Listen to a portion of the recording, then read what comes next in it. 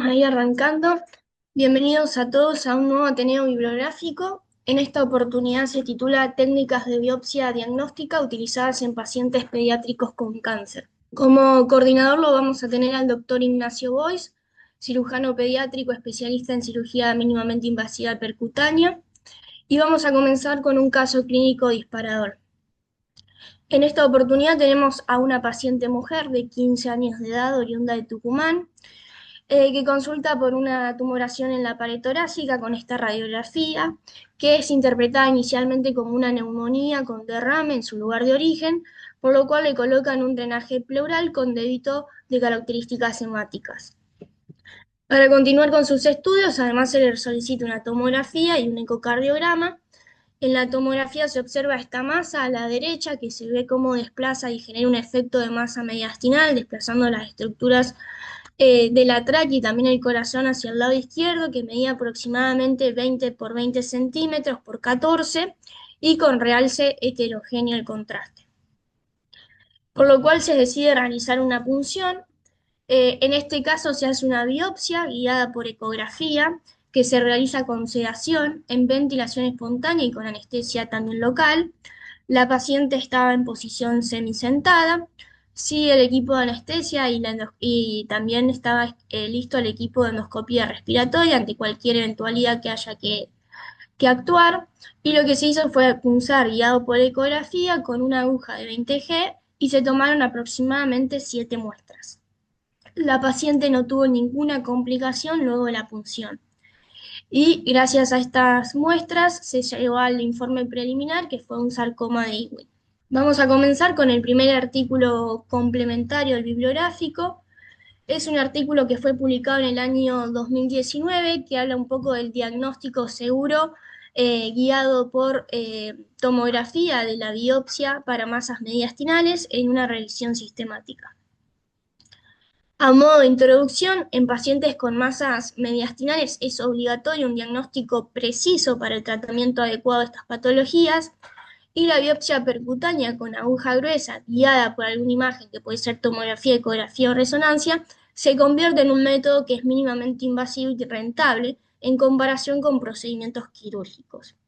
Se habla de que el procedimiento guiado por tomografía tiene una precisión diagnóstica muy alta, cercana al 89 y al 100%, para masas mediastínicas 89% y para lesiones pulmonares de un 100%. Como materiales y métodos, este es un meta-análisis, lo cual se realizó una búsqueda bibliográfica en distintas páginas como PubMed y Embase, donde se incluyeron 18 estudios de característica retrospectiva, donde se colocaban distintos términos de búsqueda como biopsia con aguja gruesa, percutáneo, masa mediastínica y todos combinados con imágenes tomográficas. Como criterios de inclusión, se incluyeron aquellos pacientes con masa mediastínica, aquellos pacientes donde se hizo biopsia guiada por tomografía como una primera línea de diagnóstico, donde el resultado tuvo rendimiento y precisión y además con un informe patológico de dicha lesión tomada. Los resultados se consideran no diagnósticos en caso de muestra insuficiente y se consideran resultados indeterminados aquellos que no definían si la masa era benigna o maligna, pese a una cantidad de muestras suficiente. Como criterios de exclusión se excluyeron aquellas series de casos de menos de 10 pacientes, artículos de revisión, ensayos clínicos y cartas, los estudios que no se centraron en la precisión diagnóstica o el rendimiento diagnóstico de esta metodología y datos insuficientes.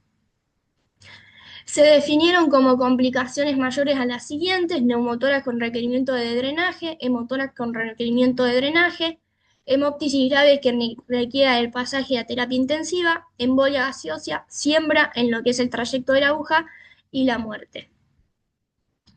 En cuanto a los resultados, se observó que hubo un mayor rendimiento diagnóstico cuando se asociaba a más de 3 tomas de muestras mínimamente por tejido, cuando la punción era guiada por fluoroscopía en tiempo real y cuando las muestras tenían un porcentaje bajo de linfoma por debajo del 40%. En cuanto al calibre de la aguja utilizado, 18G versus 20G, no fue significativo. Sí, agujas de 18G o menor se asociaron a una tasa más alta de complicaciones de tipo menor. En cuanto al rendimiento y la precisión diagnóstica por este método, se habla de un 92 y 94% respectivamente. Las complicaciones totales y mayores fueron de un 13% para todas las complicaciones y solo un 2% para complicaciones mayores, de cual se describió un 6% de un neumotórax que fue pequeño, autolimitado y sin un requerimiento de drenaje, 2% hemóptisis, 2% hemotórax y no se reportó ningún caso de embolia gaseosa ni de muerte. Sí, para el caso de lesiones del pulmón y no masas mediastinales, la tasa de complicaciones es un poco más elevada, de un 38,8%, con principalmente asociado a lo que es neumotórax 25% y hemoptisis un 4%. Entonces, como resultado, siempre el mejor rendimiento diagnóstico según este estudio se vio asociado a tomar por lo menos 3 muestras de tejido, usar el tiempo real la fluoroscopía que permite seguir el movimiento respiratorio, poder reposicionar la aguja y poder dirigir la punta de la aguja hacia zonas sólidas que sean visibles y aquellas lesiones con menor porcentaje de linfoma. Cuando hablamos del linfoma, nos presentamos ante un escenario un poco más difícil, donde el rendimiento para lo que es el linfoma va del 56 al 74%. El bajo rendimiento tiene un poco que ver con la presencia de fibrosis, de necrosis, de escasa celularidad o la dificultad para generar un subtipo a nivel histológico. Por lo cual en estos casos se recomienda obtener más de 3 muestras, que se obtenga abundante tejido y que se punzen diferentes sectores de la lesión. En conclusión, la biopsia con aguja gruesa guiada por tomografía es un método que es muy útil y seguro para el diagnóstico de masas mediastinales y se recomienda su uso con una aguja de calibre de 20G y tomar al menos 3 muestras de tejido para obtener un resultado que sea óptimo y para poder reducir las complicaciones. Ahora vamos a pasar a un segundo artículo complementario. Esta es una experiencia de 16 años con un porcentaje de 597 biopsias que fueron tomadas mediante biopsia guiada por imágenes, por ecografía, en un centro de oncología pediátrica en el año 2019. Entonces, a modo de introducción, un poco lo que habla es de la biopsia percutánea guiada por aguja gruesa versus el diagnóstico por biopsia quirúrgica abierta. Y siempre se busca obtener una evidencia que nos permita incorporar a este procedimiento de la biopsia con aguja gruesa guiada por imágenes como una primera línea de diagnóstico en tumores blandos en pediatría. Entonces es una experiencia de 16 años con 597 biopsias. Este es un estudio retrospectivo que utiliza biopsia con aguja gruesa guiada por ecografía en un periodo comprendido de 2003 a 2019. Se excluyeron pacientes donde la biopsia guiada por ecografía no era una forma segura de acceso y se usa un seguimiento a largo plazo mediante una evaluación clínica, imágenes y también teniendo en cuenta los informes de la anatomía patológica de la muestra tomada. Es muy importante tener en cuenta que para llevar a todo esto, el equipo debe estar formado por un radiólogo pediátrico, por un técnico en ultrasonido, una enfermera y un anestesiólogo. Los procedimientos se realizaron bajo sedación profunda y no hubo necesidad de intubación en ningún caso. Los pacientes que eran sometidos a biopsias de masas mediastinales o intraabdominales, ellos quedaban internados por una noche, pero el resto se manejaron de forma ambulatoria. La aguja utilizada en este caso iba de 14 a 18G con el Supercore Biopsy y se describió que para las musculoesqueléticas se utilizó una aguja de 14G, en cambio para biopsias hepáticas 18G, pero iban de 14 a 18. En este caso también se enviaron 3 muestras en la mayoría de todos los casos, que según la necesidad y la sospecha se enviaban anatomía patológica, biología molecular o estudio genético. Y en este estudio, a partir del año 2018, lo que se incorpora es realizar una prueba de citología de frotis in situ a todas las biopsias tomadas. Lo que se hacía era colocar una muestra en el portaobjetos, se aplastaba suavemente, se secaba al aire y se tenía con hematoxilina y eosina y lo revisaba el citopatólogo. Y en el 100% las muestras fueron positivas utilizando este método. Como resultados tenemos 597 biopsias en 530 pacientes, de los cuales 300 eran hombres y 230 mujeres. La edad media fue de 9,8 años. Las biopsias de los pacientes oncológicos eran 132, de los cuales por progresión eran 50 aproximadamente y por recurrencia 80. El 70% de la decisión de tomar la biopsia era derivado por el oncólogo pediátrico a partir de una imagen en casi 500 casos y por hallazgo clínico en aproximadamente 100 casos. Lo que se vio es que el tiempo medio entre la solicitud de la biopsia y el procedimiento se realizaba en aproximadamente un día, con un promedio que iba de 1 a 17 días. Los sitios biopsiados más frecuentes en este estudio fueron ganglios superficiales, el mediastino, hígado y lesiones abdominales. En cuanto a los resultados, la sensibilidad fue del 97%, la especificidad fue del 100% y la precisión del 80%. Hubo 12 casos de falsos negativos donde la malignidad no se detectó parcialmente, 420 casos, la mayoría fueron verdaderos positivos, 165 casos fueron verdaderos negativos donde no se encontró malignidad, incluso en su seguimiento posterior, y no hubo casos de falsos positivos. En 2 oportunidades hubo que repetir la biopsia.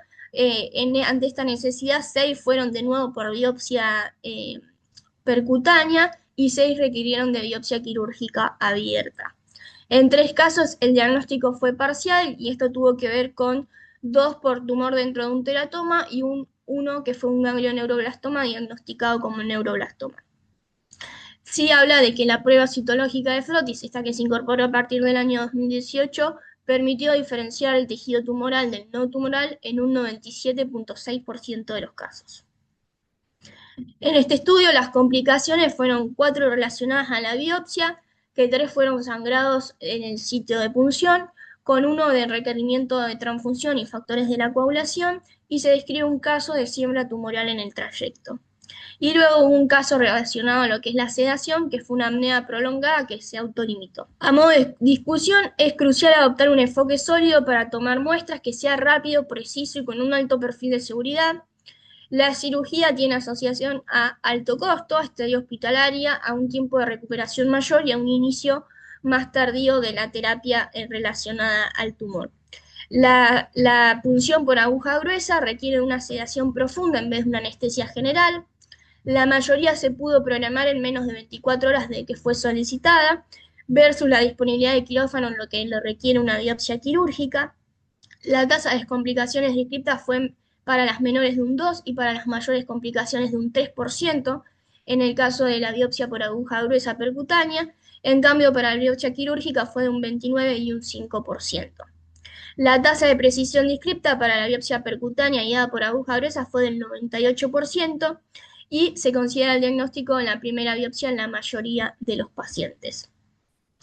Por lo cual podemos concluir que la biopsia por aguja gruesa es guiada por método ecográfico, es un método que es accesible, seguro y preciso, que a su vez resulta en una menor morbilidad, estadía hospitalaria más corta y costos reducidos en comparación con la biopsia quirúrgica, que permite facilitar el inicio de tratamiento de forma más precoz y siempre para obtener resultados óptimos es necesario hacer un trabajo de forma multidisciplinaria, incluyendo a oncólogos, radiólogos, pediatras, anestesiólogos y citólogos. Perfecto, gracias, Male. Bueno, y como artículo principal tenemos un artículo publicado por la Journal of Pediatric Surgery en el 2025 que habla un poco y compara las distintas técnicas diagnósticas utilizando las biopsias para justamente pacientes pediátricos con cáncer. Y es una revisión sistemática que lo publica el APSA y son varios hospitales dentro de Estados Unidos.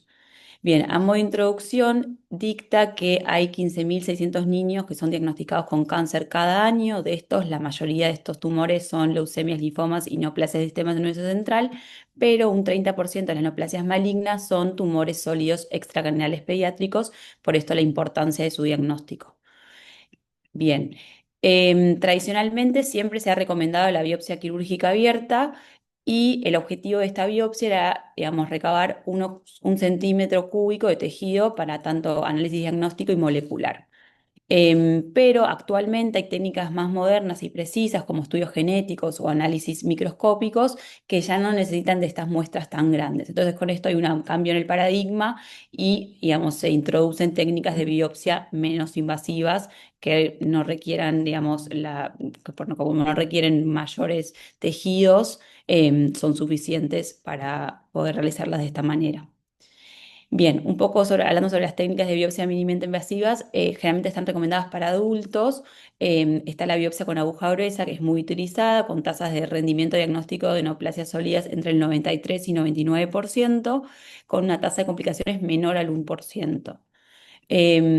Comparando la biopsia abierta versus la percutánea, las dos, digamos, suelen determinar de una variedad de tipos tumorales, tanto los subtipos histológicos como el grado tumoral. Pero, digamos, particularmente hablando de la biopsia percutánea, tiene menor disrupción tumoral versus la abierta, tiene menor derrame local del tumor, tiene mayor precisión diagnóstica, tiene menor tasa de complicaciones, tiene menor, digamos, evolución de dolor posoperatorio, menor necesidad de anestesia, menor tiempo hasta el inicio de las terapias y también menores costos. Em, Hay poca evidencia para el uso de biopsia mínimamente invasiva en niños, entonces el objetivo de esta revisión sistemática justamente es evaluar la tasa del diagnóstico exitoso y la seguridad de esta técnica, comparándola con la biopsia quirúrgica abierta, que es la que se utilizaba mayormente, justamente en todos los niños con tumores sólidos extracraneales. Entonces, un poco de los métodos, cómo fue la estrategia de búsqueda, se buscó tanto en PubMed como en Bayes como CINAHL los distintos términos, tanto needle biopsy, large core needle biopsy, incisional biopsy, excisional biopsy, surgical biopsy, image guided biopsy y también biopsia percutánea desde el 2010 hasta el 2023. ¿Cómo se seleccionó los estudios? Los participantes fueron todos pacientes pediátricos menores a 21 años con diagnóstico de cáncer y estos diagnósticos eran de hepatoblastoma o otro tumor hepático, de neuroblastoma o ganglioneuroblastoma o ganglioneuroma, de sarcoma de partes blandas o linfoma. La intervención que se hacía en estos pacientes era justamente la biopsia percutánea con aguja gruesa o digamos, lo que lo comparaba era los que se habían realizado biopsia quirúrgica tanto abierta de tipo laparoscópica o toracoscópica. Y los resultados que, digamos, tenían en cuenta eran tanto las complicaciones, la tasa de diagnóstico exitoso, la obtención de todos los estudios moleculares deseados y la necesidad de procedimientos diagnósticos adicionales. Entonces, ¿cómo se extrajeron y analizaron los datos? La clasificación primero fue del tipo de estudio, si fue unicéntrico o multicéntrico, el número de pacientes sometidos a la biopsia diagnóstica, tanto abierta o percutánea por sospecha de malignidad, y las características demográficas, tanto la edad, el tipo de malignidad, el tipo de tumor y demás. ¿Qué resultados se registraron? La tasa de éxito diagnóstico, las complicaciones, la duración de la internación posterior al procedimiento, el uso de opioides y los reingresos hospitalarios. Bien, ¿cuáles fueron estos resultados? Se incluyeron 27 estudios, 22 fueron unicéntricos, 5 fueron multicéntricos y uno fue prospectivo.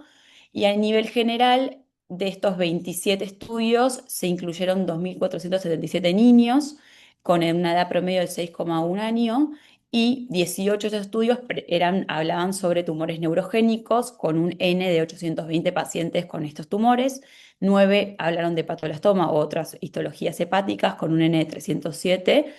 6 hablaron sobre sarcoma de partes blandas con un N96 y 9 sobre linfoma con un N151. Y el resto fueron dos estudios, ya incluían distintas patologías que tenían un N1103. Bien, entonces el 83% de estos pacientes, que eran 2.477, o sea, 2.065, fueron biopsia percutánea y el otro 17% fueron biopsia quirúrgica abierta, que fueron 412 todo el total de los pacientes. A modo general, la tasa de media de complicaciones fue muchísimo mayor para los pacientes que fueron por biopsia abierta versus, o sea, 21 versus 2,9 de los que fueron en biopsia percutánea. La complicación más frecuente para ambos fue el sangrado. La tasa del éxito diagnóstico fue menor para los que fue percutánea, de 90,8 versus 98. El requerimiento de un segundo procedimiento fue más alto en el caso de los pacientes que se realizaron biopsia percutánea, de 1,8 versus 0,8 en los que fueron abiertas, y los estudios moleculares deseados completados fue un poquito más baja, 94,6 versus 97,4 la abierta. Bien, de los pacientes que se realizaron esta biopsia con aguja gruesa, 88% de los estudios, casi la mayoría, 24-27, necesitaron de ayudas diagnósticas por imágenes, tanto ecografía, tomografía, resonancia o fluoroscopía. Y se vio que en el 17% de los pacientes con biopsia quirúrgica abierta, los abordajes fueron tanto abiertos como mínimamente invasivos. Y los resultados que no se pudieron obtener fueron tanto la comparación de la duración de la internación post-biopsia, el uso de opioides o las tasas de reingreso. Así que eso se dejó fuera. Un poco hablando específicamente de los pacientes que tenían tumor neurogénico, teníamos un N de 820 pacientes, 263 fueron con biopsia percutánea y 557 fue con biopsia abierta. De estos, hablando un poco de las tasas global de complicaciones, también fue mayor la biopsia abierta de 18,7 versus 4,5 la percutánea. Luego la complicación más frecuente fue el sangrado, también mucho más alta en la abierta. La tasa de éxito diagnóstico con solamente un procedimiento fue menor en la percutánea, de 94 versus 99 la abierta. 3,2% requirió un procedimiento adicional, esto fue más alto en la percutánea que la abierta, y las tasas de caracterización molecular completa fue bastante similar, de 93 en la percutánea y 97 en la abierta. Y la mayoría de los estudios reportaron el uso de la ecografía como ayuda para la técnica con aguja gruesa. Bien, de los tumores hepáticos que teníamos un N de 307, que estos incluyeron hepatoblastoma, adenoma, carcinoma hepatocelular y enfermedad metastásica, tenemos que 210 fueron de tipo percutánea y 97 fue de tipo abierta, con una tasa global de complicaciones que en este caso solamente incluyó el sangrado de 33 en la abierta, mucho mayor que en la percutánea, y en este caso la tasa de éxito diagnóstico con solamente un procedimiento fue bastante similar, de 96% en la percutánea y de 100% en la abierta, y ninguno requirió un segundo procedimiento. Bien, hablando de los sarcomas de partes blandas, que este era un N de 96, que esto incluyó los rhabdomiosarcoma, sarcoma de Ewing y condrosarcoma. En este caso fueron solamente percutánea, perdón, 96 percutánea y 0 biopsia quirúrgica abierta, con una tasa de complicaciones de 0%, con una tasa de éxito diagnóstico con un solo procedimiento de 93,8 y solamente 1,6% de porcentaje requirió un segundo procedimiento. Bien, y todos los estudios reportaron el uso de ayudas radiológicas, la mitad utilizó la ecografía y la otra mitad la tomografía. Pero bueno, en este caso el sarcoma de partes blandas fue solamente por punción. Bien, y en el caso del linfoma, con un N de 151, 122 fue percutánea y 29 fue abierta. En este caso, la tasa global de complicaciones que no consideraron las hemorrágicas fue mucho mayor en la abierta, de 17,2%, y estas incluyeron 4 licencias de herida, una nefrectomía y una muerte, y 1,8% en las percutáneas, que fue fiebre por procedimiento. La tasa de éxito diagnóstico fue bastante similar, de 97 versus 100, y solamente el 2,3%, que en este caso fueron 3 pacientes, requirieron un segundo procedimiento. Entonces, a modo de discusión, el diagnóstico preciso y seguro justamente desempeña un papel crítico en la, digamos, terapia para niños con cáncer. Tradicionalmente siempre se ha preferido la biopsia abierta para obtener suficiente tejido con fines diagnósticos, pero actualmente se está planteando utilizar cada vez más la biopsia con aguja gruesa como herramienta diagnóstica. Sin embargo, los datos sobre la seguridad y eficacia de esta biopsia percutánea en múltiples tipos tumorales en niños son limitados. Entonces, esta revisión refleja el creciente interés en el uso de esta biopsia con aguja gruesa, que en este caso se utilizó en el 83% versus la abierta en un 17%. Y se vio también que la alta presión diagnóstica en el grupo con aguja gruesa fue el 90%, aunque si la comparamos con la abierta fue el 99%. La tasa de complicaciones claramente fue menor en la biopsia con aguja gruesa, que fue de 2,9 versus la abierta en el 21,4%. Un poco hablando sobre las tasas de complicaciones específicamente, como dijimos, fue significativamente mayor en el grupo de la biopsia quirúrgica abierta versus la aguja gruesa para todos los subtipos tumorales, siendo la complicación más frecuente el sangrado en la mayoría. Y además, las pacientes que se realizaron este procedimiento con aguja gruesa tuvieron menor duración de internación. Después, en este momento, digamos, el artículo cita otros estudios, que en este caso que eran 454 pacientes sometidos a una laparotomía para biopsia, digamos, explicaban una complicación del 12,1%, con una tasa de infección del 6,1%, con una tasa de sepsis del 4%, con una tasa de reintubación del 3,5%, con una tasa de relaparotomía del 4,4% y una tasa de mortalidad del 2,2%, y sí una tasa de complicaciones hemorrágicas, como venimos mencionando, del 20%. Pero se vio que las complicaciones distintas al sangrado también podían ocurrir en los abordajes percutáneos, y lo que más se veía como complicaciones eran neumotórax, pseudoaneurismas e infecciones de heridas. Bien, entonces esto de que los estudios más antiguos sugieren un potencial de recurrencia a lo largo del trayecto de la aguja, se vio y dicta eso, pero hay un último estudio, y lo cita este artículo, que en niños con tumores de Wilms, digamos de bajo e intermedio riesgo, el uso de esta biopsia con aguja gruesa no era un factor de riesgo para una recurrencia local, sino que en realidad estaba asociado a una reducción de la tasa de recaída de la enfermedad comparado a los pacientes que se sometieron a biopsia quirúrgica abierta. Así que este, digamos, mito de que puede tener un potencial de recurrencia, digamos, lo desestimaba. Un poco hablando sobre la precisión diagnóstica y caracterización molecular, se vio que la tasa diagnóstica global de la biopsia con aguja oreja fue el 90%, un poco más baja que la abierta, que fue de 98,8%, pero se vio que los resultados respaldan una precisión diagnóstica relativamente alta, o sea, por más de que, digamos, en el 90,8% se pudo diagnosticar. Después dice que hay una diferencia, el 9,2% de las biopsias no fueron diagnósticas en el caso de la percutánea, entonces esto plantea la cuestión de la necesidad de procedimientos adicionales que podrían finalmente resultar en dos cosas, en una disminución en el inicio de las terapias, que esto es lo más importante de los pacientes con cáncer, y además en una segunda exposición anestésica. Pero se vio que los pacientes que requirieron esta biopsia con aguja gruesa, solamente el 1,8% requirió después un segundo procedimiento con fines diagnósticos. Entonces, aunque esto es mayor que la tasa de pacientes que se realizaron biopsia abierta, que fue de 0,8, tampoco fue una diferencia significativa.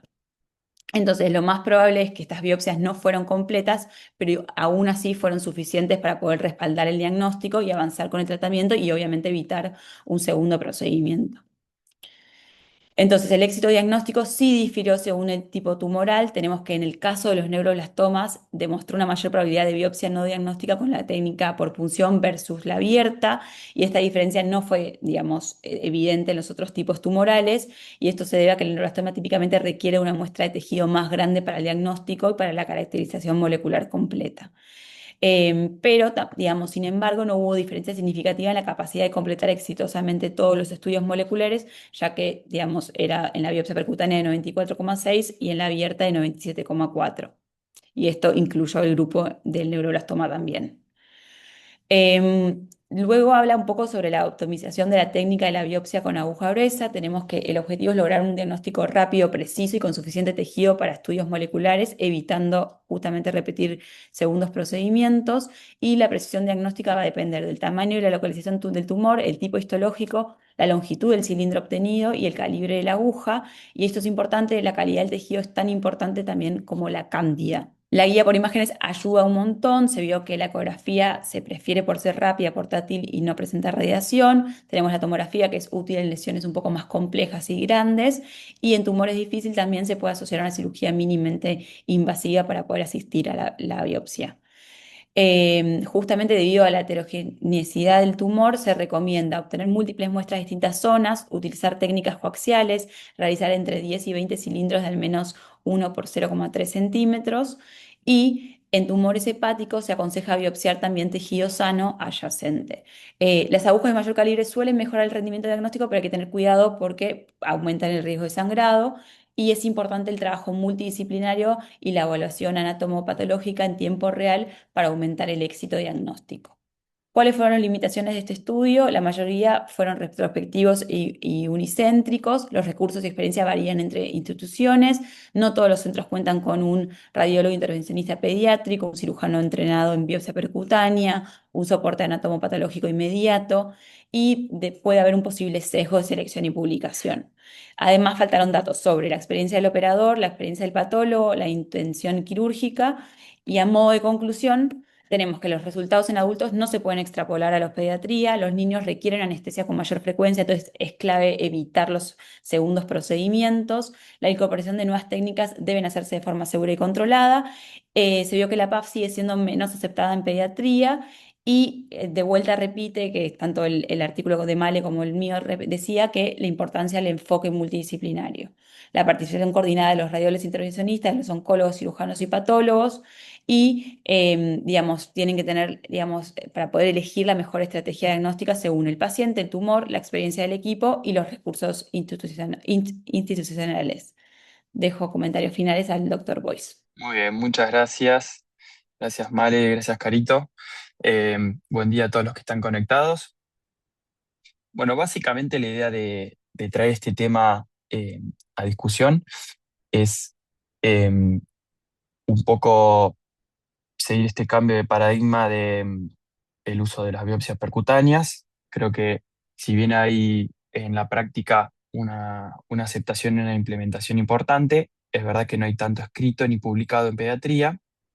Entonces, esta revisión de la APSA me pareció interesante para poder ver números groseros, porque la verdad es que agrupar todas las biopsias en un solo número, digamos, y decir, bueno, rendimiento del 90% o del 94% o de lo que sea, es medio difícil porque agarras una bolsa de gatos y metes todas las biopsias de todos los diferentes tipos histológicos de diferentes centros y demás.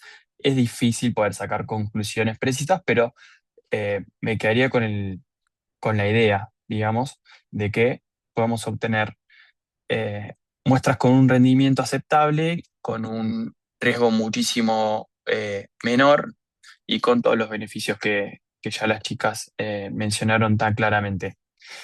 En cuanto al artículo, un poco las limitaciones que nombraba Carito al final, estamos agarrando diferentes centros que no sabemos qué patólogo eh, qué operador participó y demás, y estamos sacando conclusiones.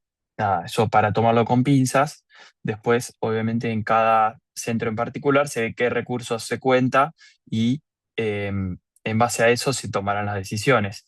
Creo que es fundamental, como mencionaban en todos los artículos, el trabajo en conjunto con el patólogo, eso es sí o sí, condición sine qua non para poder hacer esto, porque el patólogo es el que también nos va a seguir y es el que nos va a dar el diagnóstico final. Entonces tiene que estar de acuerdo con que le estemos mandando los cilindros de la muestra percutánea y eso también lleva a un cambio de mentalidad y de cambio de forma de trabajo de ellos. Entonces es importante tener la comunicación fluida para que sepamos como operadores qué muestras tenemos que priorizar en caso de que la muestra no sea la mejor y ellos también saber de nuestra parte qué tipo de tumor estamos pensando eh, para poder orientarlos también en el diagnóstico.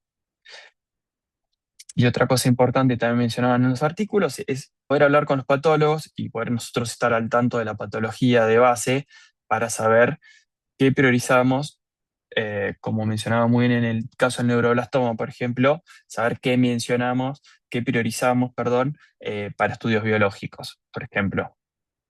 No olvidarnos de esa parte, saber si hay que mandar o no citometría de flujo, saber si vamos a necesitar inmunistoquímica. Entonces, poder mandar muestras adecuadas para eso, eh, creo que es importante para el diagnóstico final y que, como bien decían, no se tengan que repetir el procedimiento, es la idea de esto.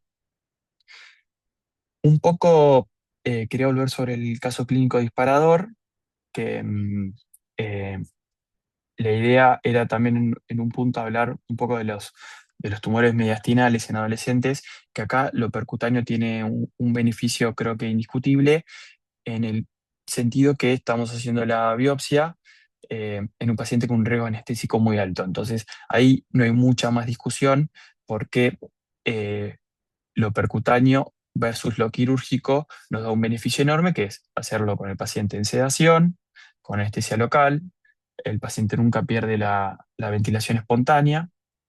Como venía en el caso clínico, en general se presentan como masas muy voluminosas con gran compresión de la vía aérea y el hecho de que se colapse durante una inducción anestésica puede ser un evento catastrófico. Entonces, la posibilidad de poder acceder a un diagnóstico histopatológico con el paciente sin haberse anestesiado, con lo difícil que sabemos que es en pediatría, es una gran ventaja. En este caso, por eso quería traer ese caso y esos artículos complementarios que bien hablan de las ventajas de eh, la biopsia percutánea en los tumores mediastinales, con el reparo que podemos tener en los linfomas, que que el éxito de la muestra va a ser un poco más bajo, pero la realidad es que tenemos buenos rendimientos y con realmente complicaciones muy bajas.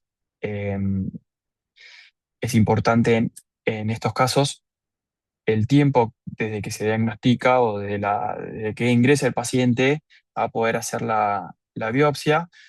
Muchas veces el oncólogo o el clínico tiene la necesidad de iniciar los corticoides. Es importante que nosotros biopsiemos antes de que inicie los corticoides el paciente, porque a veces la masa nos ha pasado que vemos una imagen de ingreso gigante y después de 48 o 72 horas de corticoides se achica muchísimo y el rédito ahí también nos va a bajar mucho por lo que decía Male de particularmente en linfomas, la baja celularidad, la necrosis que pueda haber y la fibrosis hacen que si justo caímos con la aguja en un lugar donde no había tantas células, no sea tan bueno el rédito. Esto es fundamental tener siempre que se pueda patólogo al lado para hacer el frotis y ver si hay por lo menos celularidad. Después, si nos puede dar algún indicio más de qué tipo de células y demás, como vemos mucho en los sarcomas, ya nos da una ayuda enorme porque el patólogo sabe en el momento, perdón, el oncólogo ya sabe en el momento para qué lado tiene que orientarse y eso es una, saber que estamos en el lugar correcto con el patólogo y viendo las imágenes previas. Nos apoyamos mucho en la tomo y la rezo para ver qué parte del tumor, más que nada en las masas tan grandes, qué parte del tumor nos puede dar un mejor rédito. Es ideal en los casos cuando tenemos PET, si uno cuenta con la capacidad de fusionar, uno ve el PET donde capta más, después lo fusiona con la tomografía, va y pulsa exactamente en el lugar donde uno ve más actividad metabólica. Eso sería lo ideal, poder fusionar el PET con la ecografía. Es algo que se necesita un programa especial para el ecógrafo, que es medio complejo, pero eso sería lo ideal, porque vos vas y pulsas exactamente en el lugar donde hay mayor, se supone, celularidad. Pero bueno, sirve conocer las imágenes, como bien decían, ver la tomo y la rezo, nos ayuda después a orientar a dónde tenemos que ir, más que nada en tumores tan grandes. La realidad es que varía bastante según el caso, ¿no? Por eso les decía, esto es como una gran bolsa de gatos, es decir, eh, el rendimiento de las biopsias percutáneas del 90 versus el 99 de la cirugía o similares. Habría que ver cada patología en particular, por eso estaba bueno lo del artículo que en algún momento empieza a distinguir según si son tumores neurogénicos, si son linfomas, si son tumores hepáticos y demás. Eh, Hasta acá no sé si tiene alguna pregunta, algún comentario. Si no, me gustaría. Oye, Nacho, eh, sí, yo justo decime, Pili. en lo que hablaste de esto de la diferenciación que hace el tumor histológico, o sea, del tipo de tumor, te iba a preguntar, yo creo que el artículo no lo debe aclarar porque no sé, no va a eso, pero de los métodos diagnósticos, digamos, si TC o ecografía, si supongo que el artículo no lo dice, pero si no preguntarte a vos, como si vos elegís algún método específico, yo sé que según obviamente la ubicación del tumor o el tipo de paciente y demás, todo lo que implique. Pero sacando eso, si vos cambiás qué método diagnóstico utilizás de complementario para la biopsia, según qué tumor pueda llegar a ser, o sea, según la sospecha tumoral. No sé si se entendió. Bien, sí, sí, sí. Muy buena pregunta, Pili. La verdad que para realizarlo es más cómodo la ecografía, es más dinámico, no irradias. Tenés un dato que no es menor, que es la gran disponibilidad. Con un ecógrafo lo puedes hacer prácticamente en cualquier sitio, eh, quirófano, sala de procedimiento, UCA, en la cama del paciente, o sea, donde sea, tener una buena imagen con el ecógrafo es fundamental. Eh, en casos como son tumores de tórax, obviamente uno se apoya en la tomografía, pero lo que es abdomen, mediastino, incluso tórax, si la lesión es superficial, hemos hecho incluso drenaje y biopsia solo por ecografía, es lo ideal por la gran dinámica que te da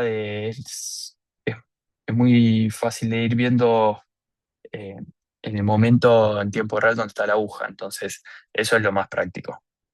El tomógrafo, vos tenés que ir, eh, marcar la lesión, tenés que poner la aguja donde vos pensás que estaría mejor, hacer un control tomográfico, reacomodar la aguja, corregir, volver a hacer. Es como más, más sistemático, pero es más engorroso, ¿Y vos sentís sin que contar el la rate, radiación. y en cuanto al rate diagnóstico, vos sentís que cambiaría si empezasen a hacer, por ejemplo, todas las biopsias por tomografía, que sería mejor o no? No, no, yo creo que no. Creo que es una cuestión de qué está más cómodo el operador. Pero si se ve por ecografía, realmente hacerlo por tomo no tiene mucho sentido. Ya si es una ubicación más compleja que está quizás en la pelvis o como te decía en el tórax, uno por una cuestión de acceso, de ventana, digamos, eh, elige la tomo por una cuestión de seguridad. Pero por una cuestión de rédito, te diría que no debería cambiar, porque em, vos lo haces con cuando haces con el tomógrafo, lo haces con, en general, obviamente la mayoría de veces lo hacemos con tomografía sin contraste, o sea que en realidad tampoco vemos mucha diferencia. Uno se apoya en el estudio que tiene previo y el tomógrafo en realidad cuando va a punzar es para la guía de la aguja y ver que está en la lesión, pero no es que uno está viendo con gran definición eh, toda esta lesión. No me quiero enroscar, pero No, no, sí, igual se entiende. el tomógrafo que uno usa para la punción no es la misma calidad de imagen que el tomógrafo que uno hizo, la tomografía diagnóstica con el protocolo y demás. Claro. Es mucho menos radiación, mucho menos tiempo, uno guía la aguja con el tomógrafo, ve que está en el sitio y punto. No es que uno tiene mucha más información de la imagen, digamos, por así decirlo. Yo tengo una pregunta, Nachito, para vos también. Buenísimo, Carito. No, muy bueno, está bueno, el artículo respalda algo que tal vez ya estamos haciendo, ya tenemos un poco instalado Claro. el cambio de tratar de ser lo menos invasivos posibles, pero está buenísimo ver la evidencia de que las complicaciones efectivamente son menores y de que la tasa de diagnóstico es bastante alta igual. Mi pregunta es Tal cual. respecto a tu experiencia en el no uso de anestesia. Sé que en adultos, o sea, obviamente trabajás en un hospital pediátrico, pero en adultos un montón de veces estas punciones se pueden hacer sin anestesia y nosotros en pediatría casi que ni lo consideramos, o sea, casi que no se nos ocurre mandar pacientes a biopsiar sin anestesia, salvo a los que no podemos dormir por riesgo o algo.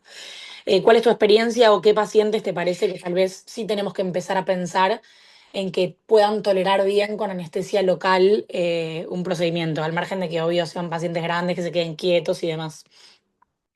Está bueno lo que decís, Carito, porque nosotros, viste, estamos muy acostumbrados, como decís, a hacer todo con anestesia y ves desde el mundo adulto que no se hace nada con anestesia. Y vos ves con la dinámica, con la facilidad que trabajan de los tiempos, el tema de la preparación y demás, y es muchísimo más práctico. Y uno por la costumbre, obviamente, en caso de los niños chiquitos no tenés mucha opción, pero es verdad que lo estamos haciendo cada vez más de usar sedaciones para el confort del paciente, nada más, y después con anestesia local, total, estás usando una aguja 20G, es como una boca que estás usando, a lo sumo estarás usando una aguja un poco más chica, 18G. eh, el dolor en sí se puede manejar tranquilamente con una sedación y anestesia local y eso no hay ningún tipo de problema. Lo estamos haciendo más que nada ahora en pacientes más adolescentes, que hoy en día eh, tenemos muchos. Indistintamente del lugar de la punción, o hay Y alguna zona que específicamente, duela o sea más difícil. la realidad, Carito, es que se podría aplicar en cualquier lado. Eh, lo hacemos en tumores mediastinales porque el riego anestésico nos obliga, pero eso se traslada al abdomen, a partes blandas, y eso no hay ningún problema. Obviamente lo que es eh, musculoesquelético, lo que es biopsia ósea, eso lo hacemos con anestesia general, porque realmente sí duele, eh, y lo que es intercostal, si tenemos que acceder a alguna lesión eh, torácica o abdominal alta, intercostal, eso duele también y tratamos de evitarlo. Pero el resto, lo que es abdomen, mediastino, tranquilamente eso se puede hacer con local. Eh, la realidad, teniendo la disponibilidad anestésica, uno le hace también una sedación, pero en lugares donde no haya o en situaciones en donde no haya, se puede hacer tranquilamente. Muchas veces estos pacientes van con PIC, también se puede hacer con local, eh, pero bueno, es también cambiar un poco la costumbre. Esa es la realidad. Pero como uno lo que hace es una sola función con aguja coaxial y después entra y saca la aguja las veces que haga falta, eso en realidad lo que está generando es una sola punción y después las veces que entre y salga ya no le tendría que cambiar el confort al paciente, entonces el reto diagnóstico no debería por qué cambiar. Eh, Puede pasar que si agarras pacientes más chicos no tengan tolerancia a la situación de estar quietos y poder hacer la biopsia, pero bueno, eso creo que es algo que deberíamos difundir más. Después, otra cosa que quería decir que me anoté es, eh, aprovechando lo que vos decías, Carito, el tema de el tiempo que pasa entre que hacemos la solicitud de la biopsia y que realmente hacemos la biopsia, en intervencionismo es una gran ventaja que eh, no estás tanta programación central que dependa de quirófano. Si bien en el italiano esto no es un problema porque enseguida se puede programar, como decía, sala de procedimientos, UCA, quirófano central, eso no hay ningún problema, o intervencionismo mismo. Quizás en otros lugares, sí, de hecho en el artículo de Male lo mencionaba mucho, como la diferencia y el atraso en el diagnóstico, que obviamente es una picardía que se retrase el diagnóstico por una disponibilidad de quirófano. Bueno, hacerlo sin anestesia, eso te ayuda mucho a conseguir una disponibilidad más rápida y hacerlo de forma percutánea, eh, en muchos lugares acelera mucho eso. Así que eso es algo a tener en cuenta. Eh, Tengo una pregunta más. Dale. Eh, Obviamente las punciones nuestras las hace la gente del intervencionismo, las haces vos con nuestro servicio y no las hacemos tanto como desde cirugía general o desde cirugía oncológica. En los lugares en donde no está tan formalizado el rol del radiólogo intervencionista o del cirujano que hace intervencionismo, ¿en qué medida te parece que el cirujano puede hacer la curva y aprender para hacer biopsias por punción con aguja gruesa para obtener un rédito diagnóstico que valga la pena? Mi pregunta es, a alguien, por ejemplo, alguno de los dos residentes que se vuelva para el interior donde no tengan tan reglada la presencia de estos procedimientos. ¿Amerita la formación en punciones percutáneas como para tratar de replicarlo? ¿O el rédito uno piensa que bajaría mucho y sería mejor ir por una biopsia quirúrgica en algún caso? No sé si me explico. Obviamente el Muy bueno. artículo tiene Sí, ese sí, sí, sesgo de que totalmente. claramente compara radiólogos intervencionistas con cirujanos, no compara Claro, cirujanos con cirujanos. claro, tal cual. Exactamente. Yo siempre digo que el que esté mejor preparado para hacer el procedimiento es el que lo debería hacer. No importa de dónde venga. Yo vengo de la cirugía y trabajo muchísimo con radiólogos y, y al fin y al cabo el que esté más preparado para hacerlo es el idóneo. O sea que en realidad el que se forme para hacerlo y haga la curva eh, es el que debería hacer el procedimiento en ese lugar. Y si va como cirujano a un lugar donde no hay un radiólogo intervencionista y esa persona, digamos, el cirujano hizo la curva, tiene algún tipo de formación, va a ser la persona más idónea para hacerlo. Obviamente, llegar a un lugar nuevo va a tener que generar una buena relación con el patólogo, te diría que eso es primordial, con los oncólogos, con el resto del equipo, y va a tener al principio quizás una mayor tasa de negativos y quizás una reticencia del lugar, si en ese lugar no se hacían percutáneas, y va a tener que luchar más con eso que quizás con su conocimiento propio. Porque una vez que hiciste la curva, desde lo operativo no debería tener mayor problema si el resto del equipo que esté en sintonía y, y poder hacerlo, pero sin duda sería un gran cambio. Si en un lugar que no se hacen biopsias percutáneas hay un cirujano que sabe hacerlas y puede implementarlo, sería sin duda un gran cambio. Yo veo que Luis Mauricio Figueroa tiene la mano levantada. Muy buen Buen día día, para si quiere. todos. Sí, muchas gracias, doctor Boyce. Muy interesante y modifica los paradigmas esta revisión. Eh, Me refiero en este momento para agradecerles, no quiero dejar pasar la oportunidad de que hayan recibido de manera tan cordial a nuestro residente, a Jorge Trujillo, que estuvo allá durante 2 meses con ustedes. La verdad, para mí es un honor que él haya estado rotando allá en el hospital italiano, hospital que conocí de manera informal en el 2005. El doctor de Badiola me abrió las puertas en ese tiempo sin conocerme y pude estar con ustedes allá en esas épocas aprendiendo especialmente urología pediátrica con el doctor Ruiz y con el doctor de Badiola. Luego llegó recién el doctor Lobos cuando yo ya estaba por devolverme para Colombia y el doctor Moldes.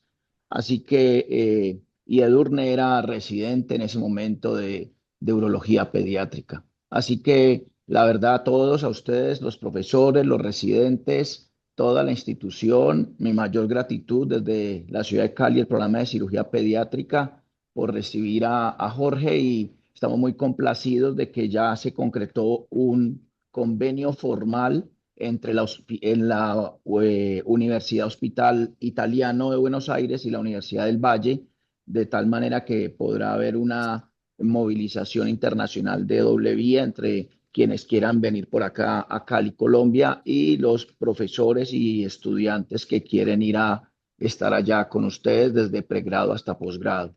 Así, doctores, que muchas gracias, la verdad. Y Jorge me expresó que la rotación cumplió obviamente los objetivos que se querían, que era que conociera otra forma de trabajo, un sitio de eh, alta envergadura en Argentina. Y nuevamente muchas gracias a todos. Un placer, Doc. Nos alegramos mucho que hayas tenido una buena experiencia.